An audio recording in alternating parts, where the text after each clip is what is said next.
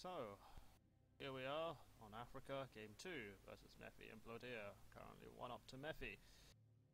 Using the sneaky Cyberns, generally map control galore, and to just making some really good tactical plays and causing Blodir to basically give up on life. Anyway, second game.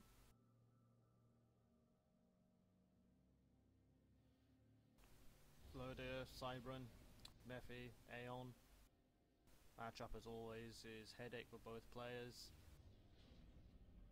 If you're Aeon, one mistake with your Aurora and you get overrun and eaten by Mantis. As Cybern, well, hoping your opponent fucks up is always a bad strategy. Trying to beat Aeon as Tech 1, you only really have the option of Bombers or Gun Com, and either is quite temperamental, because whoever gets to Tech 3 first has a massive advantage. Harbingers will happily run around and wreck everything in Tech 2, eat your mechs alive, and just laugh at you. Loyalists as well, though, have pretty much the same effect, being faster. And, well, micro loyalists against Harveys, it gets a bit tedious in times. Bricks as well will kill Harbingers one-on-one, assuming no micro Mojave, but late game, Cybern has this. Megalith will beat a GC, Bricks will beat Harbingers, but it's always a tech race, because if you can get the GC and there's no answer from the Cybern, they're not going to reply for Monkey Lord because that thing will get eaten by GC. But Monkey Lords will deal with Harbingers pretty nicely, so quite the tech race. Second land from Blodir, going to go for third air, although not using adjacency with the Hydro for some reason. Second air for Mephi. And because he has his 2 land factories, he can set up easier and also defend or launch his own raids easier as well. As for the map itself, I wish I could put up a third screen just so you can keep an eye on everything, but whatever. As for the map itself, well, if you're any floating faction, you can use these rivers. So if Mephi decides to attack them either, he'll probably favour both of these sides because the Auroras can just float across the water and the Mantis can just cry about it. Radar net going out for Mephi, so if you can see any incoming raids, 1, 2 and 3. Technically this wasn't perhaps needed, but you never know. By the time this gets to someone might slip through, but just being safe about it. Blodir on the other hand, no such defense net. I've taken the risk of just feeling no need to, and that factory has mechs adjacency, which I'm not sure is what he wanted. And you can sort of see that because Blodir went for a second land factory, he should technically be faster to all these locations. And when you think about this map in general, you have 3 major expansions that you want to get to. Your lower, I'll call it vertical, your horizontal, 4 mexes and Hydro each. Then you have your forward expansion here, where you generally place factories and launch attacks from. And also there's a lot of reclaim on this map, as you see, dotted absolutely everywhere. Drop to the middle to secure that. That's a good, I don't know, 1,000 or so reclaim, and you can then put radars in it. Generally difficult to get rid of, except with, I don't know, either drops or bombers. See, bombers. There's a bomb from Mephi, harassing a Tech 1 mechs, question mark, as opposed to the Engineer. The Engineer wasn't actually being microed, and to the point that, well, I think Blodir might be confused as to what's happening right now because that mech is dying. So, a bit of an error from Mephi. Oh, we guess the Engineer anyway. But that could have been much better. Just plop 1, keep going before Blodir ever realised, but the core mechs are taken. I suppose that's the main thing early on. You see aggression coming out from Blodir, pushing the front far forward as he can to prevent any harassment in return.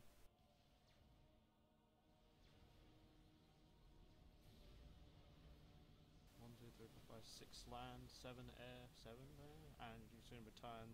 Well, I guess this is where the advantage of having the second land into more engineers was. Just more build power on the base, so he has, what, 7 land factories? 6 land factories? Well, 6 and 7 coming up compared to Mephi's 5. And 6 and 7 coming up. Air control, generally something both players want, because, well, Mephi knows how to use it. If he wins it, he'll probably easily go gunships, and if Blodir wins it, then he'll just use bombers on these Auroras.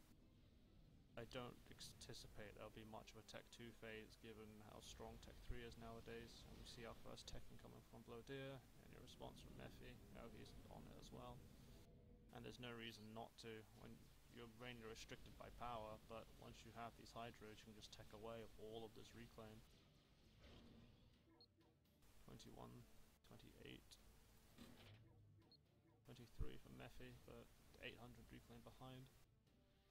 Yeah, we have radar, so Mephi sees all this coming in, and well, these mantis are just gonna get slowly popped away. Wondering who's gonna get to the middle first, and these side islands as well. Well, once you establish a factory or two as an Aeon, you can just keep sending Auroras in. Not quite as useful if you're Cybran. Again, Cybran, you can use Wagners pretty easily, go along, harass. Not so much on the north side. I mean, you can deny this, but because this is a steep ledge, you can't really do very much. Forced into this choke point, but they're still quite useful. I feel anyway. And I feel that's the game plan. Mephi's storming ahead on power though, and he's using it all more to boot. 2 lines of engineers, 7 engineers on power. I guess he's preparing for either lots of mechs upgrades or a lot of incoming mass.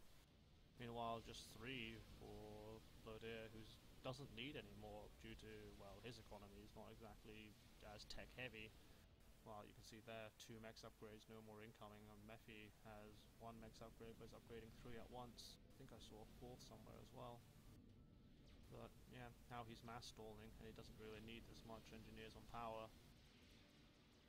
I mean, once you grab the Hydras as well, that's much more efficient, and so I believe he's using too much on this. But I think that's the end of that build order, so maybe it balances out in the end, who knows. Factories in the middle using adjacency, which I like to see. Up path forward, here, PD will stop any aggression coming down here, but this is still open. Aurora's getting caught out by Mantis. No, Medusa shells! Aeon is one of the few factions where I would actually say early Medusa is better, because, well, one of these deals I don't know how much damage, but it's enough to insta-kill an Aurora, 230. Yeah, and because of the random scatter and AoE, you can find it easily taking out a few Auroras in a single pass. And they outrange them too, although they are equally as flimsy, if not flimsier. Go 100% Medusa against Aurora, I'm pretty sure it might still work out. But, probably a bit too insane. 42 to upcoming. Blodir actually far ahead in attacking. I might mind him because he got his Hydras quicker. And you see his power grid is actually caught up with Mephi. 35. 40. And he doesn't really need this power. He also has mass in the bank, so he could be teching harder as well. Tech 2 for either player, Tech 2 land from Mephi, gonna get that Tech 2 PJ into Harbingers is my bet. And going to be the same for Blodir. They know Tech 2 land is not going to be much of an issue. They might squeeze out Tech 2 land tank or 2 just to be difficult. But map control in Mephi's favour is going to use a mixture. Where's this drop headed? He's going to take this island's already his. He's now free to harass this, and Blodir's squished back into his side of the map. But then he's taking the middle, and now we just see this plunking away at Mantis, and this is just what happens as Aeon. You just slowly attack, move forward, and well, they just kill things for free. If your opponent's not paying attention, it's just sad to see. But power stall for Mephi, getting Tech 2 power grid. He's actually upgrading to his Tech 3 at the same time, which I'm not sure is the right idea. Blodir, meanwhile, has no such qualms. He's already finished his Tech 2 and is upgrading with no problems. Could still snag some X upgrades if he was feeling like it. I don't know that one only sitting there. Because the problem is once you hit Tech 3, you generally have the build power to shove all your mass into Tech 3 units and your economy pretty much stagnates because of it.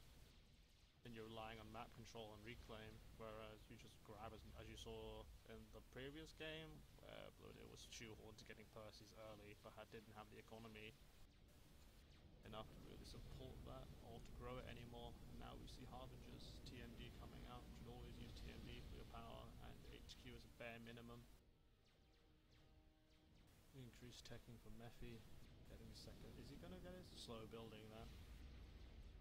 Pretty good balance though, if all things considered. Neither player, and now we see artillery being used to try and remove the middle, but reclaim wise 16,000 versus 15,000. Aurora's now coming in from the sea, and well, they're just going to plink away at these mass extractors for free, and there's nothing Blodir could do about it because Aurora's going to float. I'm just going to lose these nexus, which is quite painful. He's going to counter with bombers, which is generally the thing to do. Fast enough to respond, and Aurora's made of paper. They should have anticipated this, either with a nice wall or just build a PD to stop it, but it's difficult. Just a few rhinos to deal with this trash, but never overcommitting into it. Tech 3, loyalists. I'm just wondering to see where the Harpy drops are coming, because those are the most effective ways of doing it. Just drop a Harbinger in your enemy's base and you just watch them cry. Auroras, long range, Harvey, just micro the Harbinger's getting, like, tripping over the Auroras. It deals as much damage as Brick. Unless it changed it recently. Nah, DPS 375. Brick also DPS 375.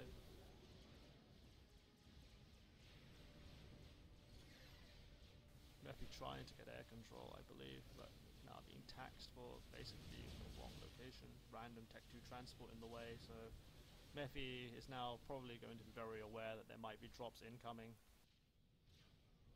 Because otherwise, I don't think he knows where the Tech 2 HQ is. And this is one of... yeah, there you go. There's the Harvey drop. And where was the Tech 2 Air HQ? Oh, it's sitting right there, just blind. Whoa. Yeah, well, I believe that transport is probably going to be used simply to drop defensively, but now Harvey just coming in, killing T2 mexes, and as long as you kill one, it's cost efficient, and they kill them so quickly as well, and that's exactly what it was for. Wait, what? Why did that instantly explode? Clearly heard loyalists firing, and I know it shot the transport really wounded, but if it's not in the transport, I don't understand why the heck it would instantly explode. But Blodir now having problems. Old-fashioned Harbinger abuse. It's like you need 2, 3, because you can't fight one-on-one. Loyalists versus Harbingers. It's a terrible idea. So Harvey running around the back, gut all your eco. Then as soon as the Aeon gets an economic advantage, well, then they just shit out a GC and say GG. It's the general game plan. Significant power problems on Mephi for some reason. No, transition detective air. Gonna drop even more Harbingers. And you see there, 2 loyalists against 1 Harvey. Is generally what Blodir needs, but even then, I think the Harbinger can win if he micros, but see, just like that, you need 3 to be precise, and well, 2 loyalists are cheaper than the Harbinger, so I guess it's to be expected. Is it? 360, 360, no, it's 480. I lied, 1 Harvey is cheaper than 2 loyalists. But yeah, Blodir just losing all of his economy to this, and Mephi just free because he has the map to just tech. Free to tech, free to do whatever, free to take the map, and at some point Blodir's going to need to change this to bricks. Whilst he might be able to dance into it and hope for the best, it's just, he needs a compact group or else it's not going to work. No stealth either. Stealth again would also help a lot against Harvey's range larger than vision range. But, well, he's now in amongst them, so he should be able to do something, but all the while, he's going to run out of numbers. And this fresh Harbinger's over here. He needs to find the ability to A, maintain unit numbers to fight the front, yet also rebuild his economy. And hey, you see, they're already loaded in the transport. Mephi drops and Blodir drops right on top of him. Except this is 5 versus 4, so it's not going to work out very well.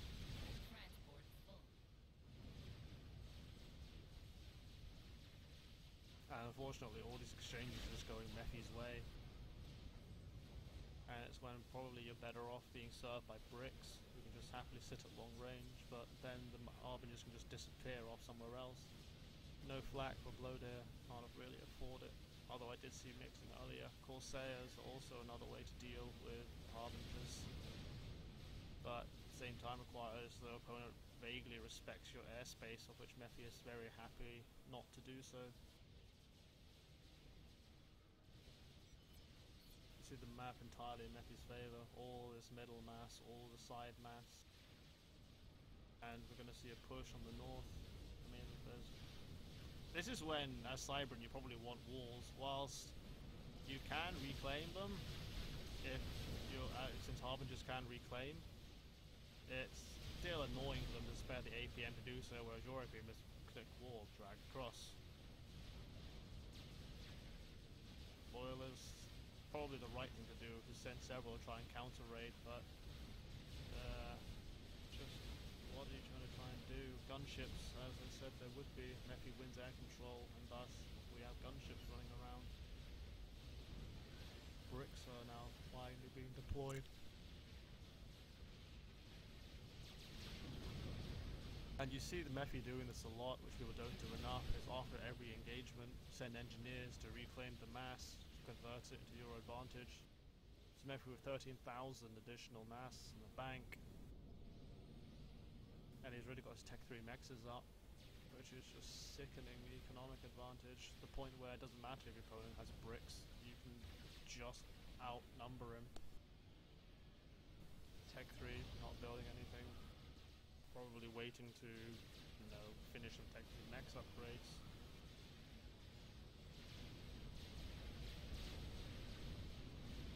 What else will I do at this point? I don't know, squeeze out at least 1 or 2 Tech mobile artilleries. It'll wipe out the Tech 1 with a single shot, and it'll probably again deal with engineers with no problems. AoE is also very effective, so that your overall DPS is much larger. Tech 2 radar in the mid, very common, and all you need is just single bomber to kill it. And that's a terrible place to park Blodir. You haven't paid Mephi your parking fees, and he will say no. And now we see the problem of bricks versus Harbingers, where if you don't have sufficient numbers, well, they just run over you. And this is not going to work either, just raw numbers and he knows it. But now we see a group of bricks with superior range, but again, they just need to keep fighting. And Mephi will just lose and bleed Harbingers. Still wish he was using stealth, just because, well, again, range-wise, this would all be non-existent, would not be taking return fire. And these bricks are now in a bad spot, because they just got completely overrun. Blodir needs to be at the front, and, well, just miss micro for a second or two, and that's already gone. And Mephi can just come in and reclaim this if he's so pleased. But too many Harbies. Too many Harbingers, and he can literally sit on here, reclaim all of this if he's so pleased. And this is old-fashioned Harbinger abuse of Aeon versus Cybran. What can Blodir do? Try and range reclaim this if he can, but these bricks are just melting. I honestly don't see a way back for Blodir from this. Well, you see 2 tickle turrets, but this is a Cybran nightmare of what people hate playing as Aeon. You need everything to go your way. Under attack. And I think Blodir's going to go out at this stage. Not much to it, just really, really efficient Harbinger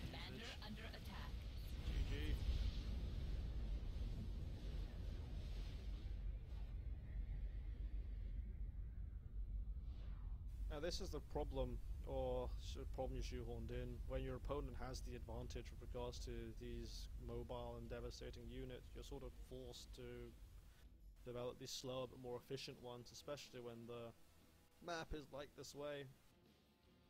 And you see Mephi has really come in to just engineers that are ready to reclaim everything. Because what, Blodir lost T2 Mexes to Auroras coming in, he lost it to Harbingers running around. He had the transports ready, but they were loaded with loyalists, which, well, if he has to micro them if he wants to win 2 versus 1. Did have Corsairs, but Mephi has air control. He lost the map and didn't really make a play for the side islands, but when you're against Aeon on this map, it's just what you're going to do. If you take it, then they just come in, you're going to build more PDs here. They just take it with air. It's just frustrating, really. Whenever I played it, it was frustrating. There's certain things that Blodir could have done, but they might have been small, which are just bricks of stealth, try and poke away and pay attention to everything, but it's difficult. Mephi had already invested very heavily in his eco because he knew exactly what was happening, and he just keep his opponent shoehorned in.